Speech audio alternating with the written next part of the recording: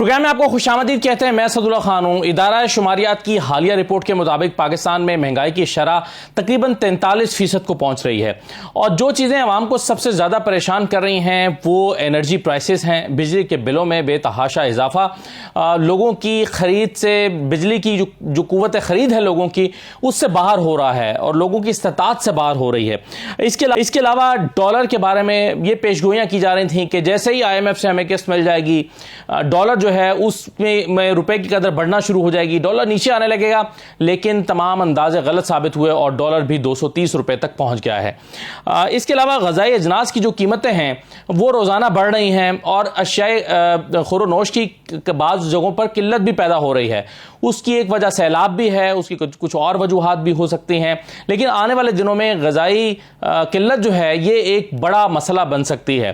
तो बहुत सारे हवाले हैं आज के इस प्रोग्राम में जिस पर हम बात आते हैं इकोनॉमी के पॉइंट ऑफ व्यू से, क्योंकि IMF की एक रिपोर्ट ये कहती है कि आइंदा चंद दिनों में, आइंदा साल में जो GDP है वो 3.5% रहेगा और फिर एनर्जी प्राइसेस आइंदा दिनों में बढ़ेंगी, लोगों की कुव्वत खरीद कम होगी, इन्फ्लेशन बढ़ेगी। इन तमाम रिपोर्ट्स और सर्वेस की रोशनी में, अंदाज़ों और तखमीनों की रोशनी में हम किधर जा रहे हैं, आने वाले दिनों में क्या होगा, हमारे हाथ में जो बिजली के बिल थमा दिए जाते हैं हर महीने, ये सिलसिला आगे जाकर कहाँ जाएगा, इन तमाम चीज़ों पर हम गुफ्तगू करेंगे। मेरे साथ ताहिर बशारत चीमा साहब मौजूद हैं, साबिक MD पेप्को, बहुत शुक्रिया ताहिर बशारत चीमा साहब। डॉक्टर खाकान हसन नजीब साहब हमारे साथ मौजूद हैं, माहिर मुआशियात हैं, डॉक्टर साहब बहुत शुक्रिया। और डॉक्टर फारूक सलीम साहब हमारे साथ मौजूद हैं, माहिर मुआशियात हैं आप भी। डॉक्टर साहब आपका भी बहुत शुक्रिया।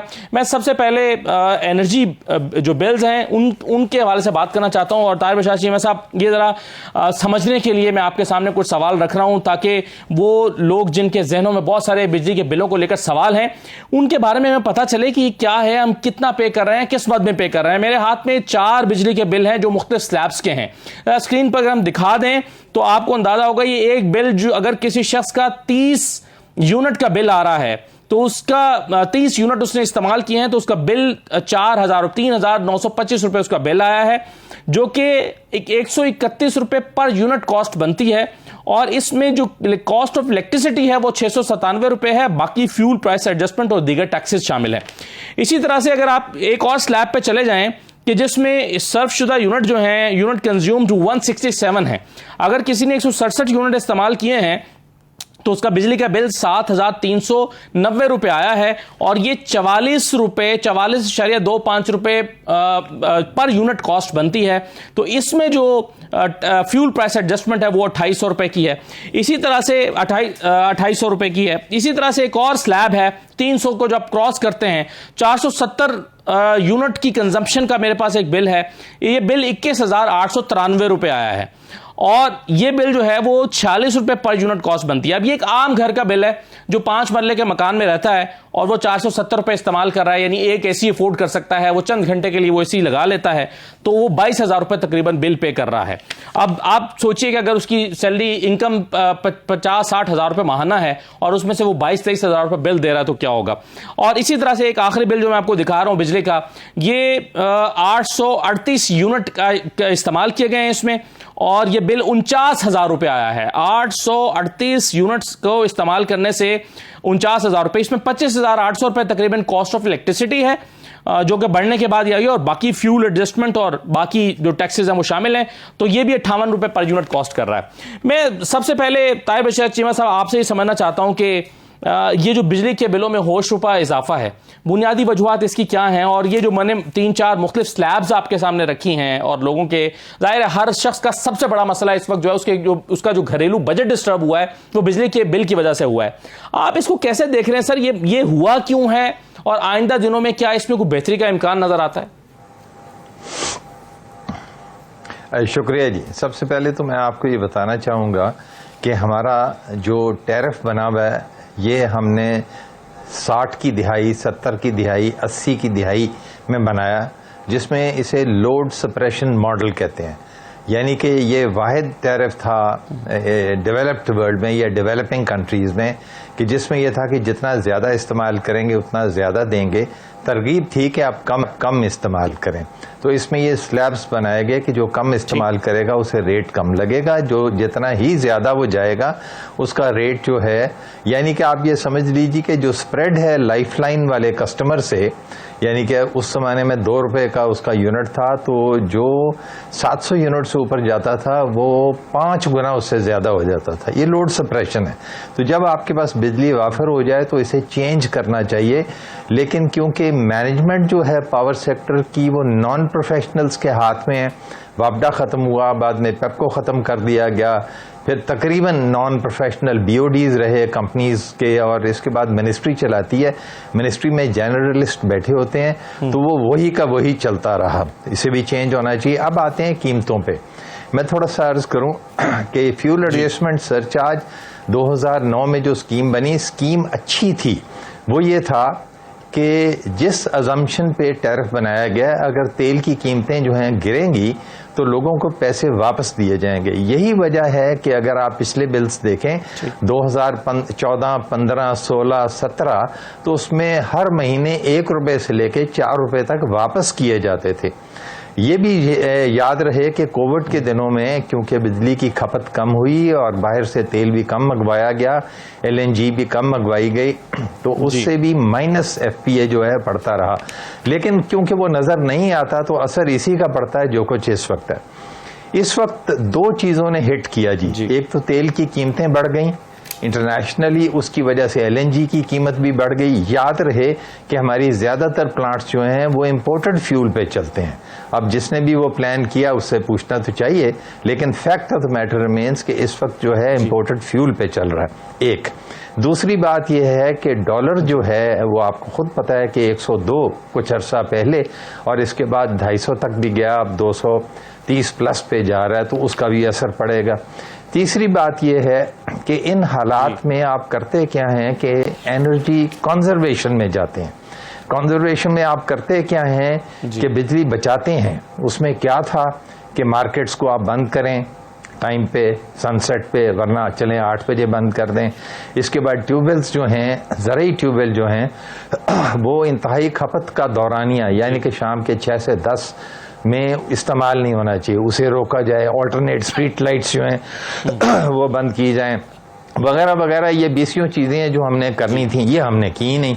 और वफाकी हुकूमत ने जब कोशिश थोड़ी सी की कि ये की जाए, तो इसके बाद जब प्रोविंशियल गवर्नमेंट्स आई तो उन्होंने कहा पॉलिटिकल कॉन्सेंट्रेशन ज़्यादा बेहतर है, इसलिए हर चीज़ को खोल दिया जाए।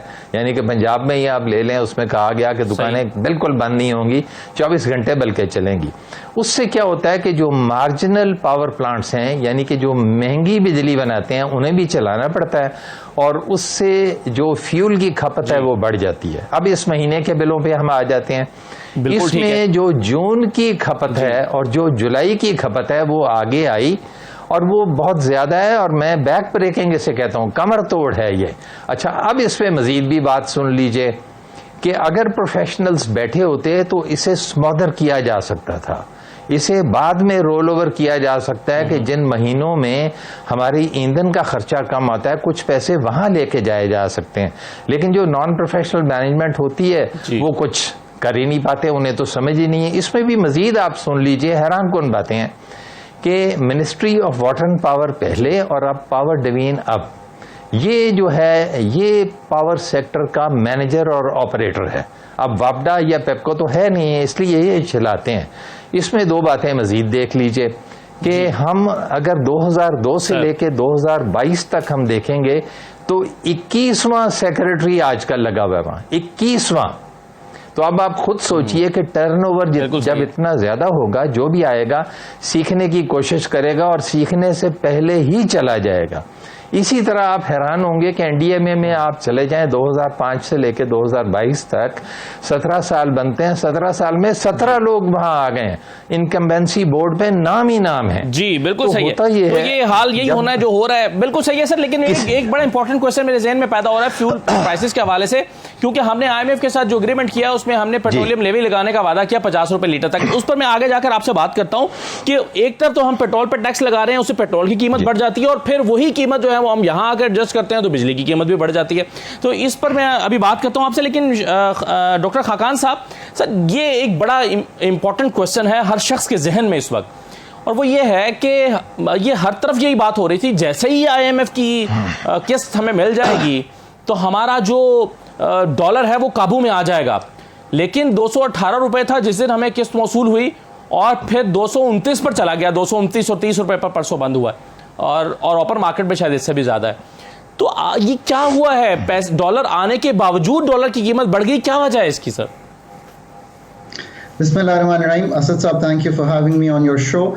देखिए, एक तो ये समझना है कि पिछले 8-10 माह से पाकिस्तान में हो क्या रहा है। Pakistan is going through what I keep saying, एक डॉलर लिक्विडिटी क्रंच है।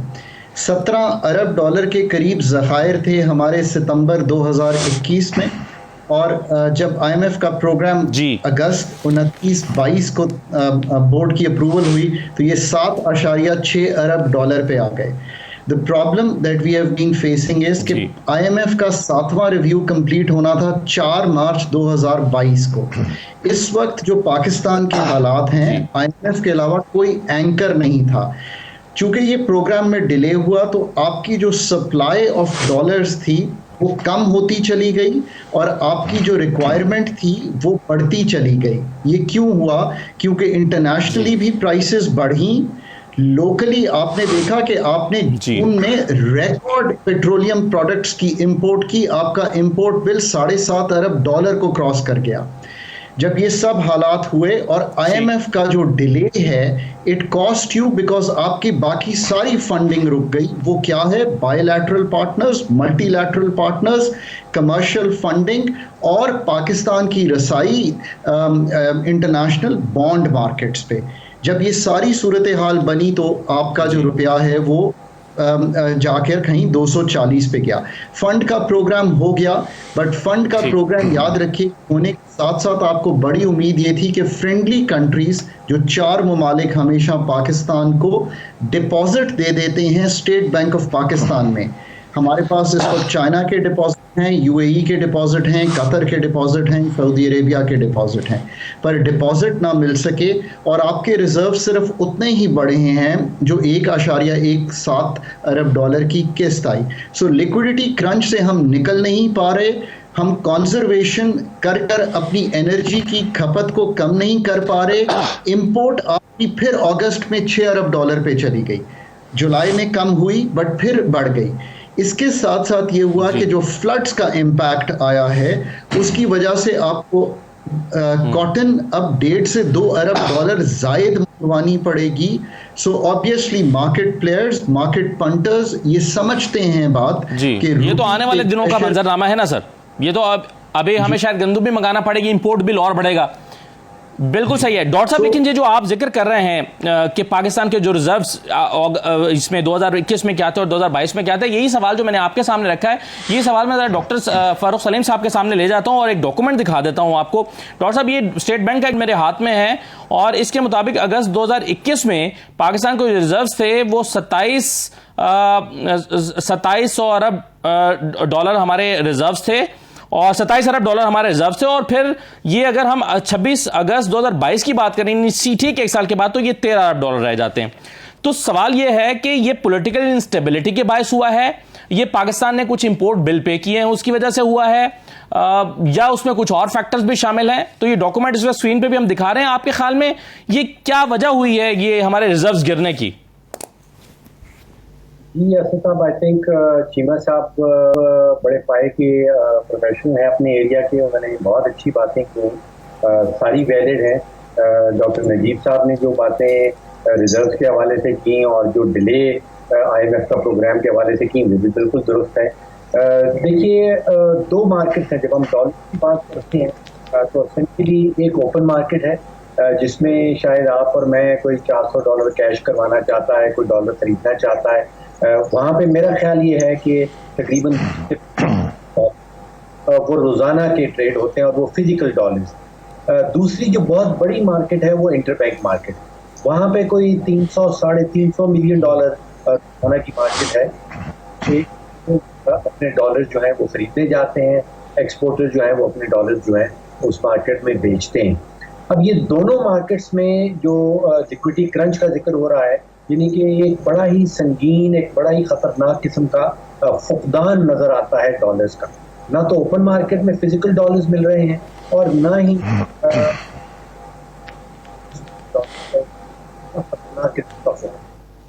इन दोनों मार्केट्स के जो डायनेमिक्स हैं, जो तरीकाकार है, वो बड़े फर्क है। ओपन मार्केट में मुझे हो रहा है कि जो मार्केट और इंटरबैंक मार्केट का जो डिफरेंस है वो तारीखी तौर पे 2-3 रुपए रहा करता है। पिछले कुछ हफ्तों से नजर आ रहा है कि वो 12, 13, 14 रुपए तक चला जाता है और ये इस चीज की निशानी है मेरे नजदीक के फिजिकल डॉलर जो है ओपन मार्केट में वो स्मगल हो रहे हैं मुल्क से बाहर। या तो अफगानिस्तान जा रहे हैं, अफगानिस्तान का ट्रांजिट ट्रेड का कुछ हिस्सा है। फिर हम देख रहे हैं कि ईरानी प्याज भी पाकिस्तान में आ रहा है। ये हो सकता है कि ये डॉलर्स ईरान में जा रहे हैं जी। तो है डॉलर्स का दोनों मार्केट्स में। ओपन मार्केट है उसमें तो क्लियर कट मुझे लगता है कि स्मगलिंग है, बहुत सारी है। फिर एक शर्त यूएई ने लगा दी थी 5000 दिरहम की। अब मैं देख रहा था कि तकरीबन 21 फ्लाइटें जा रही हैं पाकिस्तान से यूएई रोजाना की बुनियाद पे। उसमें अगर 200-250 पैसेंजर जा रहे हैं तो आप उसको 5000 दिरहम से ज़रब दे लीजिए, तो आप सोचिए कि कितने लाख दिरहम जो है वो डॉक्टर साहब, ये डॉलर की फ्लाइट को रोका क्यों नहीं जा पा रहा? ये हमारी मजबूरी है कि डॉलर बाहर जाए या फिर ये हुकूमत पाकिस्तान की कमजोरी है कि डॉलर अफगानिस्तान जा रहा है? ये क्यों इस रोकी नहीं जा पा रही? देखिए, ये डॉलर का स्मगल होना, ये तो मेरा ख्याल है कि इंटेंसिटी बढ़ गई है, इसकी तादाद, इसकी अमाउंट जो है वो बढ़ गई है। ये हमेशा से होता था पाकिस्तान और अफगानिस्तान के दरमियान में। अब शायद पाकिस्तान और ईरान के दरमियान में भी हो रहा होगा। ओपन मार्केट जो है वो तब इतनी इंपॉर्टेंट नहीं है जितनी इंटरबैंक मार्केट इंपॉर्टेंट है, क्योंकि वो बहुत बड़ी मार्केट है और वो हमारी इंपोर्ट और एक्सपोर्ट पर उसका सारा जो है वो इम्पैक्ट आता है। वहां पे मसला बुनियादी है। वो हम कहते हैं कि currency is like a commodity, यानी कि करेंसी को भी आप एक अनाज का आइटम समझिए जो सप्लाई और डिमांड के ऊपर चलता है। अगर आपके शहर में गंदम की डिमांड बहुत ज्यादा रहेगी और उसकी सप्लाई नहीं होगी तो जाहिर बात है कि उसकी कीमत जो है वो चढ़ जाएगी। यहाँ पे हम इंपोर्ट कर रहे हैं, कोई 70-80 बिलियन पे चले जाते हैं, एक्सपोर्ट हमारी 30-31 बिलियन के ऊपर जाती नहीं, तो वो जो डिफरेंस है उसका वो बड़ा प्रेशर डालता है रुपए के ऊपर। और फिर क्या, जैसे रिजर्व्स का भी जिक्र किया गया, 1 बिलियन वसूल होने के बाद भी अभी जो स्टेट बैंक के अपने ज़खायर है, अगर इसमें आप कमर्शियल बैंक के ज़खायर जमा ना करें तो वो कोई $8 बिलियन बनते हैं, जिसका मतलब यह है कि कोई 6 हफ्ते से ज्यादा की इंपोर्ट के पैसे स्टेट बैंक के पास नहीं पड़े।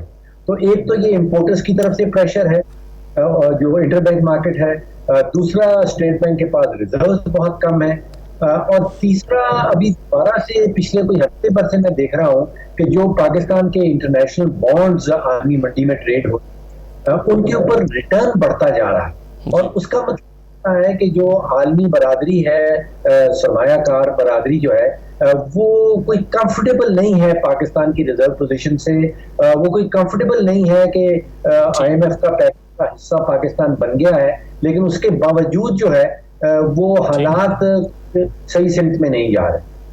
सही है, बिल्कुल सही है। लेकिन सर अब एक मसला और है, हम अब वर्ल्ड भी चाहते हैं कि हमें लोन मिल जाए $1 बिलियन का, लेकिन उसकी भी खदशा यह है कि शराइत बहुत बढ़ने वाली हैं, ये सख्त शराइत पर वो मिलेगा, उसके नतीजे में भी शायद इन्फ्लेशन बढ़ेगी। क्या होगा? एक मैं छोटा सा ब्रेक ले रहा हूँ, ब्रेक के बाद वापस आते हैं, ज़रा कुछ ये बिजली के बिलों में जो फ्यूल एडजस्टमेंट है इसके हवाले से भी मजीद बात करते हैं, और दूसरा पाकिस्तान की मैशत को जो चैलेंजेस इस वक्त दरपेश हैं, और जो IMF के साथ हमारा एग्रीमेंट है जिसमें हमने ये उनके साथ एग्री किया है कि हम 50 रुपये फी लीटर तक लेवी बढ़ाएंगे। अब आज की खबर यह है कि इंटरनेशनल मार्केट में प्राइसेस और कम हुई हैं फ्यूल की, लेकिन हमारे यहाँ अभी आने वाले दिनों में और बढ़ेंगी। तो इसका इंपैक्ट क्या आएगा एक आम आदमी के ऊपर? ब्रेक के बाद से बात करते हैं।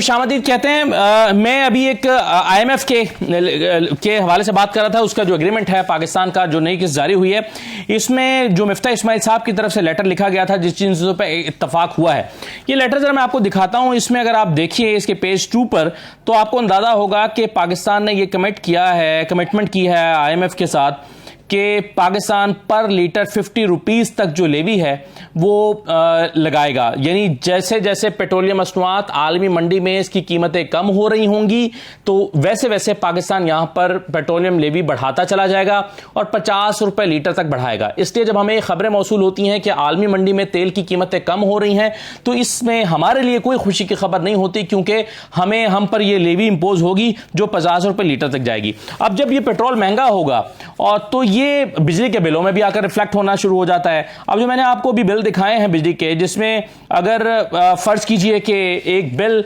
49,000 रुपये आ रहा है, तो उसमें 25,000 रुपये फ्यूल एडजस्टमेंट चार्जेस हैं। यही सवाल मैं रखता हूं ताहिर बशार चीमा साहब के सामने। चीमा साहब, मुझे ये बताइए कि एक तरफ तो हमने ये कमिटमेंट किया IMF से कि हम 50 रुपये पर लीटर तक लेवी लगाएंगे, यानी फ्यूल की कॉस्ट जो है वो तो बढ़ रही है आवाम के पास जब फ्यूल आता है। क्या ये बढ़ने वाली कॉस्ट रिफ्लेक्ट करेगी बिजली के बिलों में भी जाकर, कि यहां एक तरफ हम यहां पर टैक्स दे रहे हैं, दूसरी तरफ बिजली के बिल में जाकर टैक्स देंगे? मैं थोड़ा सा क्लियर कर दूं कि ये जो PDL है, ये बिजली के बिलों पे जो फ्यूल है उस पे नहीं है। ये वो फ्यूल है कि जो हमारे पेट्रोल पंप्स पे बिकता है और लोग सारिफ जो है इस्तेमाल करते हैं, उन्हें देना पड़ता है। हमारा जो टैरिफ है, जो लेटेस्ट टैरिफ है, जो 25 जुलाई 2022 से लागू है, उसमें अजम्पशंस 3 है। पहली तो बात यह है कि डॉलर रुपी पैरिटी को समझा गया है कि 196 रुपए होगा। तो जाहिर है इस वक्त 196 तो नहीं है। आप खुद अभी आपने फरमाया और मैंने भी देखा कि 2030 से तकरीबन ऊपर ही है, तो इसका फर्क जो है उसका असर जरूर आएगा। दूसरा उसमें यह है कि अब इसे बेंचमार्क पहले ब्रेंट के साथ करते थे, अब थोड़ा सा ब्रेंट से हट के उन्होंने LNG की जो प्राइस है उस पे कर दिया। वो 32 रुपए तकरीबन 3200 जो है MMBTU पे उन्होंने किया है। तो इनमें जब भी फर्क आएगा तो ये बढ़ेगा, लेकिन PDL से इंशाअल्लाह बिलों पे फर्क नहीं पड़ेगा। ये दो चीजें जो हैं, जो LNG, हम क्या कह सकते हैं कि इस वक्त हमारी जो पर यूनिट कॉस्ट आ रही है घरेलू सारिफ पर, 300 और 500 के दरमियान यूनिट इस्तेमाल करने वाले घरेलू सारिफ पर बिजली की पर यूनिट कीमत क्या कॉस्ट आ रही है? क्योंकि हम यहाँ पर जो कैलकुलेट कर रहे हैं वो 44 रुपए भी है, वो 55 रुपए भी है, डिफरेंट स्लैब्स पर डिफरेंट ऑब्वियसली, लेकिन सरकारी तौर पर जो हमसे कमिट किया जा रहा है ये उससे मुख्तलिफ मालूम होती है। जी, मैं थोड़ा सा अर्ज करूं कि एक इसे कहते हैं पावर परचेज प्राइस जो है, जिस प्राइस पे जो डिस्कोज हैं बशमूल के इलेक्ट्रिक, उसको बिजली मिलती है, वो पावर प्राइस जो है वो ज़्यादा नहीं है, वो 17.25 रुपये है। और इसके बाद जो है इस पे कुछ और चीज़ें आती हैं। मकसद मैं थोड़ा सा आपको एक्सप्लेन कर दूं कि हुकूमत ने फैसला किया, ये सोशो इकोनॉमिक रीज़न उसे कह लीजिए या सोशो पॉलिटिकल कह लें, उसमें ये फैसला हुआ कि यूनिफॉर्म टैरिफ होगा पूरे मुल्क में। नतीजतन ये है कि हमारी 5 कंपनियां ऐसी हैं जिनका टैरिफ कम आता है, यानी कि नेपरा उन्हें कैलकुलेट कम करता है, कॉस्ट ऑफ सर्विस है ही वहाँ कम, और बकिया जो 5 हैं उनमें बहुत ज़्यादा होता है। तो ज़्यादा वाले को कम करके दरमियान में लाया गया है, और ये जो आधी कंपनियां हैं इन पे उसका वज़न डाला जाता है। इसे आप कह लीजिए कि ये जो है जो यूनिफॉर्म टैरिफ के लिए किया जाता है। तो उसे सामने अगर रखा जाए तो हमारी जो प्राइस है वो 17.25 रुपये है अक्रॉस द बोर्ड। इसके बाद उसके ऊपर टैरिफ रैशनलाइजेशन चार्ज है, फाइनेंशियल चार्ज है, जो पहले बिल्स पे नहीं किए हुए वो पावर होल्डिंग कंपनी में पड़े हैं, बैंकों से लोन लिए हुए, उस पर फाइनेंशियल चार्ज फिर डाल दिया जाता है।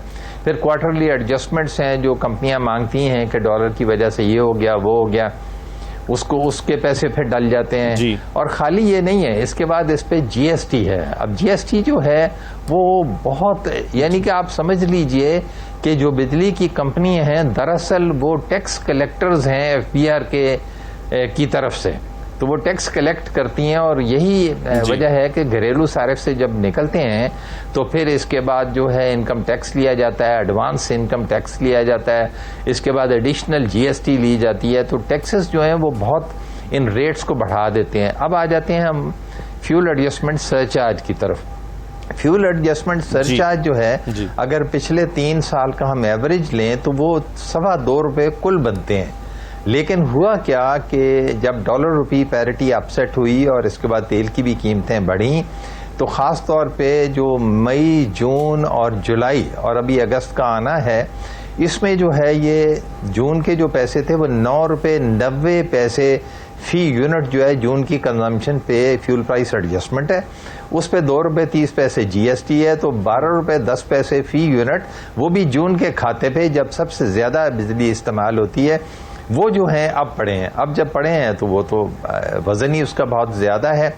और अब इससे पहले भी दोनों डॉक्टर साहबान ने जिक्र किया, कंजर्वेशन तो की नहीं, इसके बाद जो आपकी अगस्त की खपत है वो बहुत बड़ी है और उसमें फिर जिसे कहते हैं कि इम्पोर्टेड फ्यूल रहा, तो अब एफपीए फिर बढ़ेगी।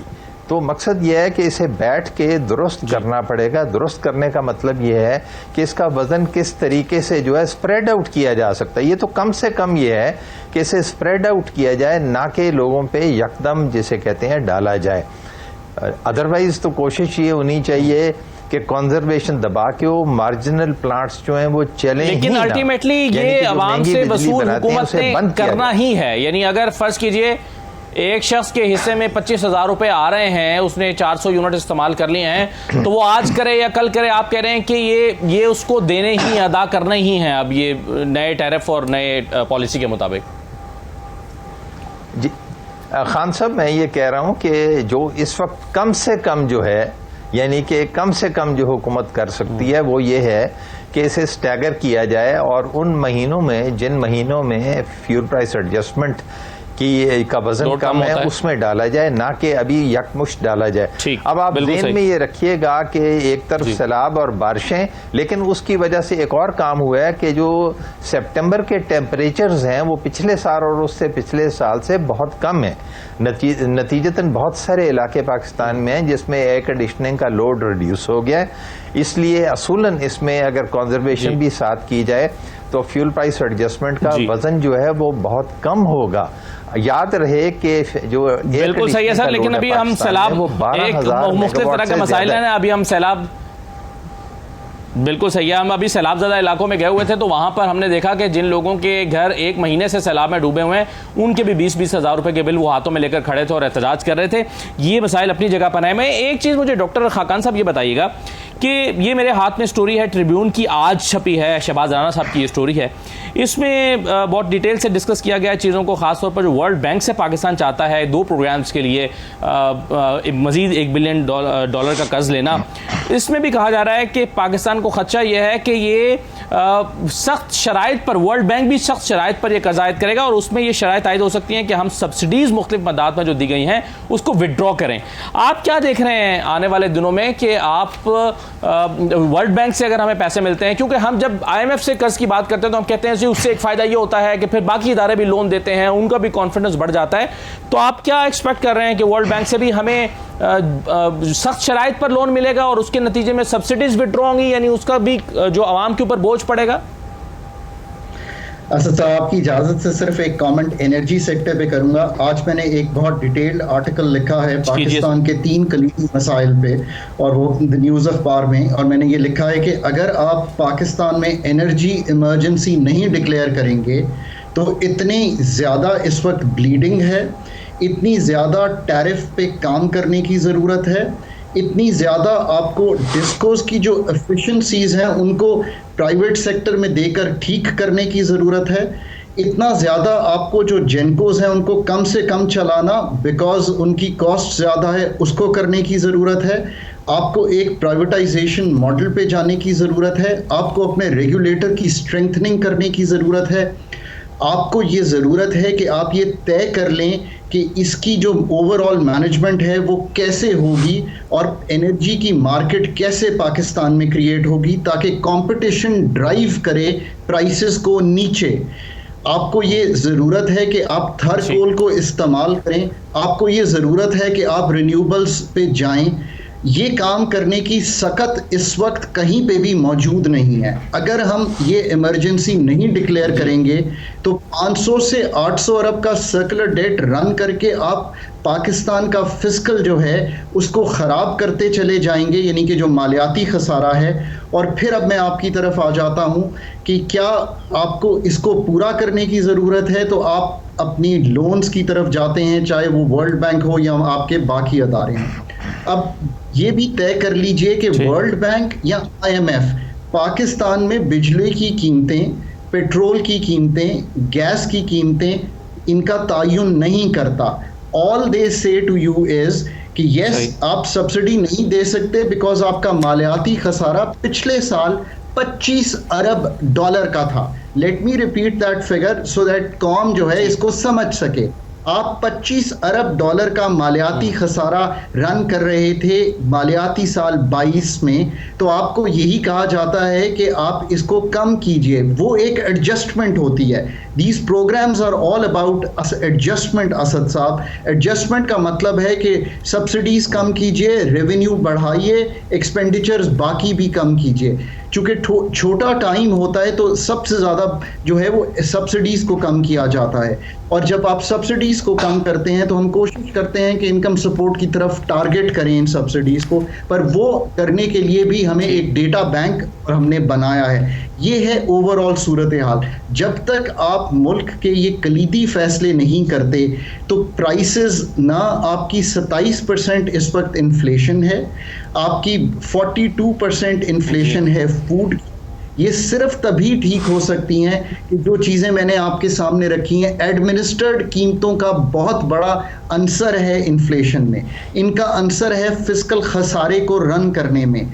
अगर ये अंसर कम हो जाएगा तो लोन्स की ज़रूरत कम हो जाए। एक चीज़ आखिर में, loans are a matter of negotiation. इसके लिए भी जितना प्रोफेशनली आप पाकिस्तान की पोजीशन सामने रखेंगे उतना ही अच्छा निगोशिएट करेंगे। बिल्कुल सही है, बिल्कुल सही है। डॉक्टर फारूक सलीम साहब, ये मेरे हाथ में एक रिपोर्ट है IMF की कंट्री रिपोर्ट सितंबर 2022 की। इसमें एक तो जाहिर है पाकिस्तान के जो पॉलिटिकल सियासी हालात हैं उस पर बड़ा एक क्या कहना चाहिए खदशात का इजहार किया गया या रिजर्वेशन शो की गई। कहा गया कि पॉलिटिकल इन्वायरमेंट जो पाकिस्तान में is very complex at the moment. और फिर कहा गया कि जी पाकिस्तान की जो इस वक्त गवर्निंग कोलिशन है वो एक बड़ी स्लिम मेजोरिटी को एंजॉय कर रही है।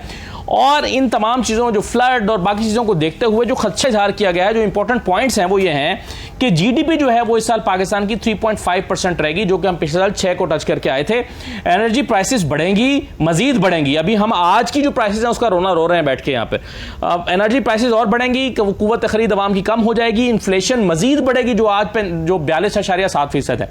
तो मेरा सवाल आपसे यह है कि आने वाले दिनों में होने क्या जा रहा है। ये IMF की पूरी डिटेल्ड रिपोर्ट हमारे सामने पड़ी हुई है, खदशात का इजहार इसमें किया गया है। आप क्या देख रहे हैं, क्या होने जा रहा है सर? जिस रिपोर्ट का असद आपने जिक्र किया, उस रिपोर्ट में मैं गिन रहा था कमिटमेंट्स जो है, जो ये लफ्ज है वो कोई 44 दफा इस्तेमाल किया गया और बार बार बताया गया कि कमिटमेंट्स की जा रही थी, फिर वो रिवर्सल हो जाता था, वादे किए जाते थे और फिर वो वादे निभाए नहीं जाते थे। IMF की किस्त वसूल कर ली जाती थी और वो ज्यादातर जो PTI की हुकूमत थी उसके दौरान कहा गया कि वादे किए जाते थे, किस्त वसूल कर ली जाती थी और फिर उन कमिटमेंट्स को पूरा नहीं किया जाता था। देखिए, IMF हमारी कनपट्टी पे कोई बंदूक रख के हमें जबरदस्ती IMF के पास नहीं लेके जाता। ये हमारी अपनी पॉलिसीज का फुकदान है, पॉलिसीज की गलतियां हैं जिनका जिक्र अभी डॉक्टर साहब ने भी किया और चीमा साहब भी कर रहे हैं। देखिए, बिजली का आप बार बार जिक्र कर रहे हैं, उसमें जो बुनियादी बात है, एक तो हमें पाकिस्तान ब्यूरो स्टैटिस्टिक्स ने बताया कि 123% ईयर ओवर ईयर इंक्रीज है, यानी कि पिछले साल और इस साल की बिजली की कीमत में 123% इजाफा हुआ एक ही साल के अंदर। अच्छा, मामला बड़ा सिंपल ये है कि 20 से 25% बिजली चोरी हो जाती है, जो वसूली हो रही है वो 90% से ऊपर नहीं जाती। अब मुझे बताइए कि 10% वसूली की कमी आ जाती है, 20 से 25% जो है वो बिजली चोरी हो जाती है। अब अगर कोई भी कारोबार चला रहा हो, कोई भी दुकान चला रहा हो, कोई भी कारें बनाने वाला यूनिट चला रहा हो, 10 कारें बनाने और 3 चोरी हो जाए तो वो कारोबार तो बंद हो जाए, वो कारोबार नहीं चल सकता। तो बुनियादी इस्लाहात जो हैं, चाहे वो बिजली के शोबे में हो, चाहे वो गैस के शोबे में हो, चाहे वो टैक्स के शोबे में हो, चाहे वो जो मालियाती खसारा का, बजटरी खसारे का जिक्र हो रहा है उस शोबे में, हम बीमारी की अलामात को दबाने की कोशिश में लगे रहते हैं। लोन लेते चले जाते हैं बीमारी की अलामात को दबाने के लिए। बीमारी का इलाज कोई नहीं कर रहा। बीमारी का इलाज जो है वो इस्लाहाती एजेंडे के अंदर है, यानी कि बिजली के शोबे के अंदर आप इस्लाहात लेके आए। कुछ इस्लाहात का तो डॉक्टर साहब ने जिक्र किया कि आपने एक प्राइवेट मार्केट क्रिएट करनी है, आपने एक कंपटीशन क्रिएट करना है। यहाँ पे ये हाल है कि पूरा पाकिस्तान जो बिजली बनाता है वो सारी की सारी हुकूमत पाकिस्तान खरीदती है, और उसमें से 20-25% जो है वो ट्रांसमिशन लॉसेज हैं, 90% से ज़्यादा वसूली नहीं हो पाती। तो फोकस होना चाहिए इस्लाहाती एजेंडे के ऊपर। यहाँ पे सारा का सारा फोकस ये है कि लोन लेते चले जाएं और बीमारी की अलामात को दबाने की कोशिश करते चले जाएं। ठीक, बिल्कुल सही है। राइट सर, मैं एक छोटा सा ब्रेक लेता हूं जी। ब्रेक के बाद एक और कुछ चीज़ें और भी बड़ी अलार्मिंग है। अब जाहिर है पाकिस्तान को ग़ज़ाई अजनास की किल्लत का सामना है। हमें शायद आने वाले दिनों में कॉटन भी इंपोर्ट करनी पड़ेगी, शायद हमें गंदम भी इंपोर्ट करनी पड़ेगी। जब हम चीज़ों को इंपोर्ट करेंगे हमारा इंपोर्ट बिल बढ़ेगा। इंपोर्ट बिल बढ़ेगा तो इसका मतलब यह है कि पाकिस्तान में डॉलर की मजीद कमी वाक़ई हो जाएगी जब आप अपना इंपोर्ट बिल पे करेंगे। तो जब डॉलर मजीद बढ़ेगा आने वाले दिनों में तो फिर इकोनॉमी का उसके और आम आदमी के ऊपर उसका क्या इंपैक्ट आएगा, एक तो ये हम जानते हैं। दूसरा, जो पाकिस्तान के सारे अहदाफ थे शायद फ्लड के बाद उसको रिवाइज करने की जरूरत है, क्योंकि इस वक्त जो पाकिस्तान का जो हदफ था टैक्स कलेक्शन का 750 अरब रुपए का, शायद हम वो भी कलेक्ट ना कर पाएं। और इसके अलावा जो हमारी एग्रीकल्चर है उसमें भी हमें जीरो ग्रोथ या माइनस में ग्रोथ नजर आए, क्योंकि हमारा पूरा जो ज़राई रकबा है वो बुरी तरह मुतासिर हुआ है। तो क्या सूरत हाल रहने का खदशा और इम्कान है? ब्रेक के बाद इस पर बात करते हैं, हमारे साथ रहिए।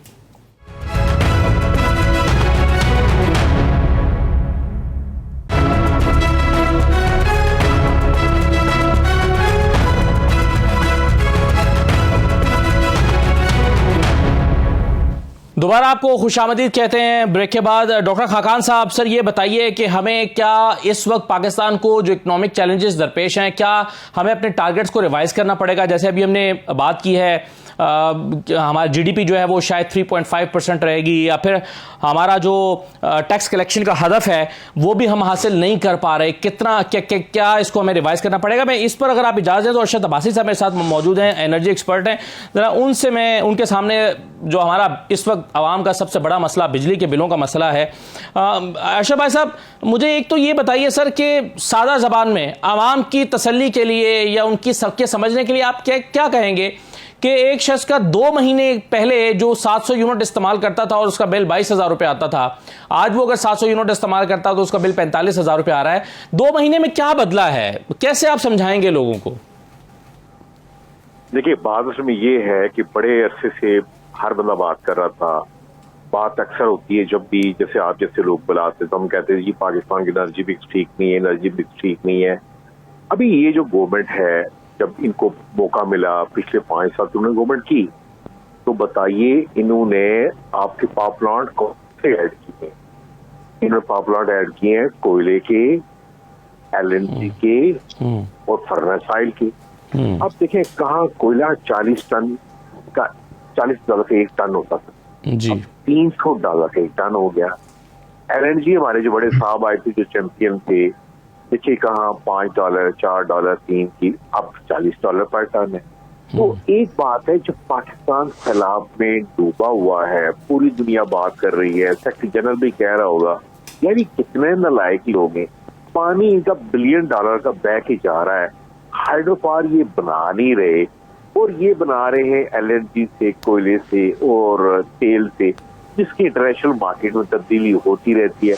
कब यूक्रेन की और कब रशिया की जंग बंद होगी ये किसी को कोई पता नहीं है। हम इसी में पिसते रहेंगे। हर साल आपके पास एक जम्मी सा इदारा है जिसका नाम निपरा है, वो कहेंगे जी 6 रुपए कीमत आपकी पड़ गई, इसलिए कि पिछले महीने जो आपने क्या बिजली इस्तेमाल की है वो LNG इतने की थी।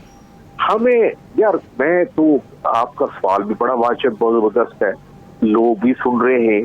काश यहाँ पे कोई ऐसा हुक्मरान आए, कोई ऐसा आए कि ये डैम बनाए, एक तो अपनी सैलाब से बचें। जब बिजली पानी से बनती है या सोलर से बनती है या विंड से, आप बताएं उसमें तो फ्यूल लगता है, कोई ईंधन लगता है? कोई ईंधन नहीं लगता है। इसी खित्ते में भूटान है, 99% बिजली उसके हाइड्रो पावर बनती है।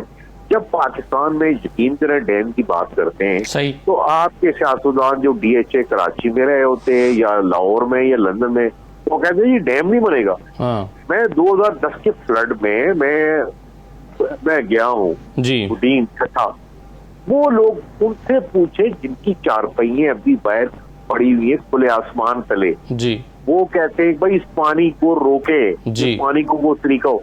आप खुद सोचे, आपने सवाल तो मुझे पूछा ईंधन का या उसका, लेकिन मैं आपको एक बात बताऊं, अब भी सबसे बड़ी पूरी दुनिया में जो हमारे साथ की जो कुलगी कहते हैं यार कैसे लोग हो, ठीक। आज के लोग हुक्मरान किस तरह के हैं, क्या कभी कालाबार डैम बन सकता है? हाँ। मैं तो अपॉर्चुनिटी लेके आज आपने जो मुझे पूछा ये जो है ना, ये इससे निजात अगर हमने दिलानी है और ये जो रो रहा लेकिन मसला उसमें अशरफ भाई साहब यही है ना कि जब भी हमारे सलाब आते हैं तो हम डैमों की जरूरत पर बात करते हैं और उसके बाद ऐसे भूल जाते हैं जैसे ये हमारा मौजू नहीं है, क्योंकि उस पर सियासी तौर पर शायद इतनी लड़ाइयां हैं। बहुत शुक्रिया अशरफ भाई साहब आपका। मुझे ये बताइए डॉक्टर नजीब साहब, सर क्या आने वाले दिनों में हमें एक बजट गुजर गया, सारे अहदाफ को नए सिरे से रिवाइज करना पड़ेगा? सो देखिए, जो एनुअल ग्रोथ का टारगेट सेट किया था प्लानिंग कमीशन ने, जो अदारा है जो ये काम करता है, उन्होंने 5% का टारगेट सेट किया। IMF से जब निगोशिएशन हुई तो उन्होंने कहा कि नहीं, ये 3.5% के करीब है। ये फर्क हमेशा रहता है, पर चलें, दिस वाज जब अभी फ्लड्स नहीं आए थे, बिफोर द फ्लड्स। अब आप देखिए कि एग्रीकल्चर जो है वो इस वक्त जो नए अहदाफ सामने आ रहे हैं, अगर आप ये देखिए, मैं अभी फिगर्स ही देख रहा था, 7.5 लाख के करीब तो लाइफ स्टॉक का डैमेज है। कॉटन क्रॉप जो है वो सिंध में तकरीबन कम्प्लीटली डैमेज्ड है। इसका मतलब है कि 20% of the countries cotton crop is damaged. Rice जो है उसका एक बहुत बड़ा डैमेज है सिंध में। आपको वीट की सोइंग का अगर डिले होता है तो आप ये देखेंगे कि वीट भी आपको इंपोर्ट और कम पैदा होगी। अगर मैं इसको ओवरऑल देखूं तो हमारी जो ग्रोथ थी एग्रीकल्चर की, वो थी 3.9% इस साल की, जो हम लेकर चले थे। अब लग जो रहा है कि ये 1% भी नहीं होगी। सो 0 और 1 के इंडस्ट्रियल ग्रोथ का टारगेट हम 6% के करीब लेकर कुछ लोगों का ख्याल है कि 0 या कुछ लोगों का ख्याल है माइनस में भी हो सकती है।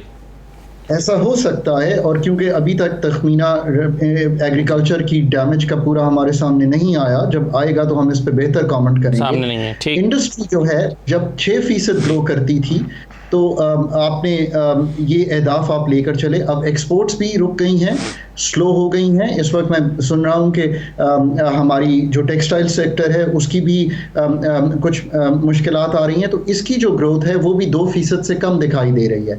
सर्विसेज सेक्टर की ग्रोथ भी 5% से गिर के 3.5% के करीब आ रही है। अगर इसका ओवरऑल हुजम देखें तो 5% लेकर चले थे प्लानिंग कमीशन, 3.5% IMF ने रखा। अब नए आदाद शुमार जो हैं वो ऑब्वियसली बहुत कंसर्निंग है कि शायद 2.3% की ग्रोथ होगी GDP की, और इसका मतलब यह है कि 1000 अरब का सिर्फ GDP ग्रोथ में ही हमें जो है वो नुकसान हो रहा है।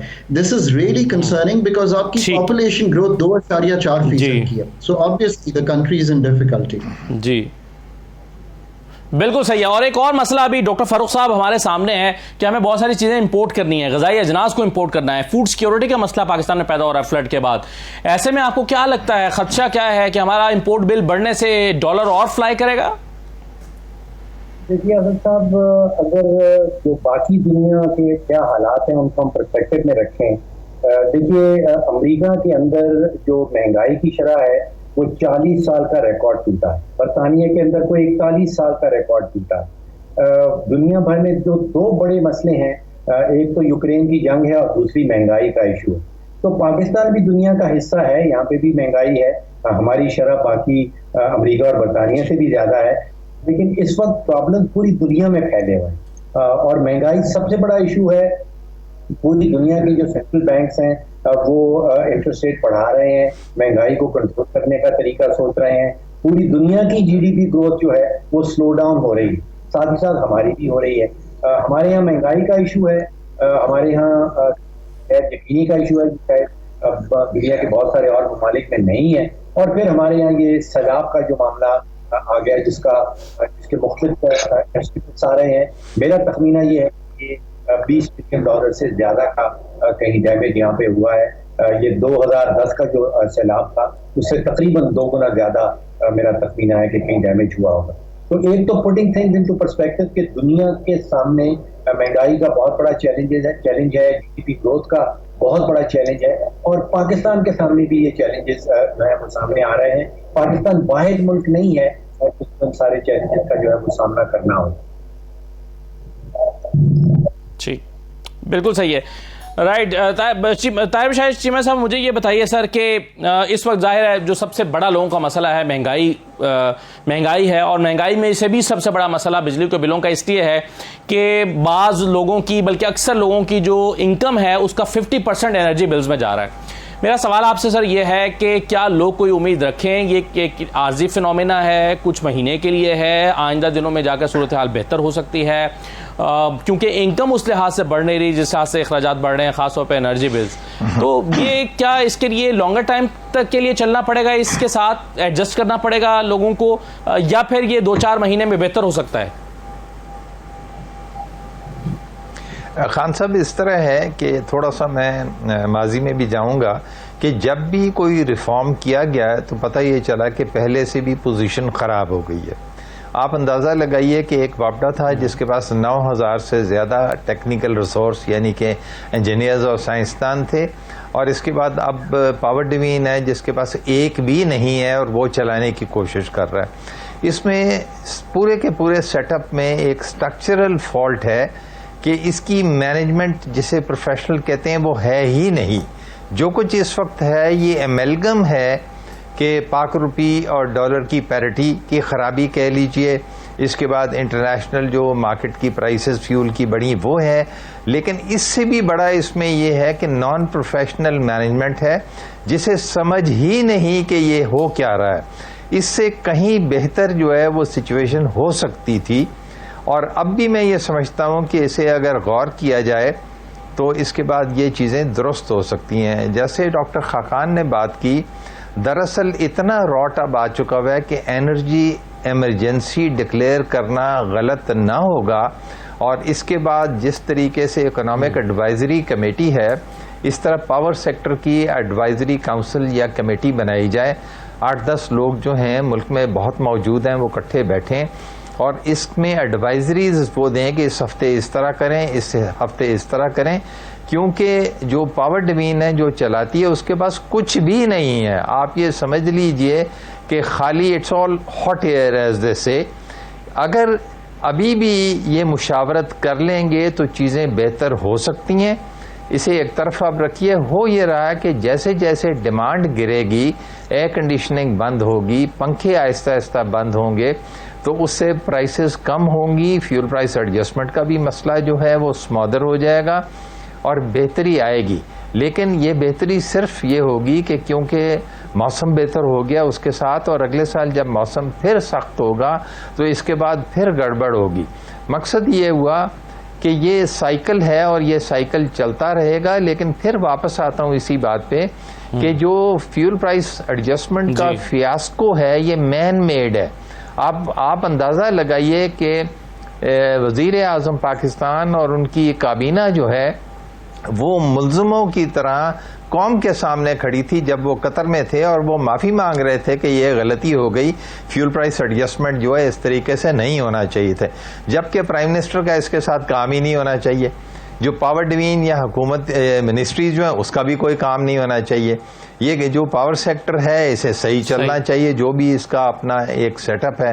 इससे ये साफ जाहिर होता है कि सेटअप में मसाइल। राइट सर, बहुत शुक्रिया ताहिर बशारत चीमा साहब, डॉक्टर सलीम साहब, डॉक्टर खाकान हसन नजीब साहब प्रोग्राम में शिरकत करने के लिए बहुत शुक्रिया। इजाज़त दीजिए, अल्लाह हाफिज़।